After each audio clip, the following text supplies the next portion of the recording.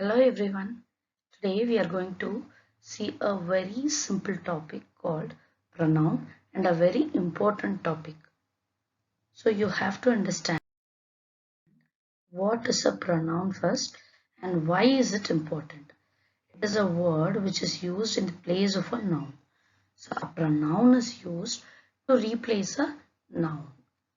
So why do we use it a pronoun when you have a noun?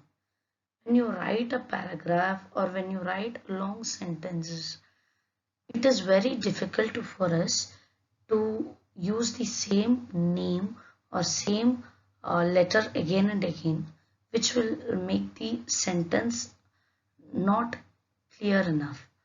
So, in order to avoid this repetition, we use pronoun. We have the basic subjective pronouns like I, he, she, it, we, you, and they. Can you see it? I means it is I am. We means me with an other, with others. It is called as we. You means it is you. He means it is a boy. It is denoted for a boy, and she is denoted for a girl. It is for animals and thing, non-living thing.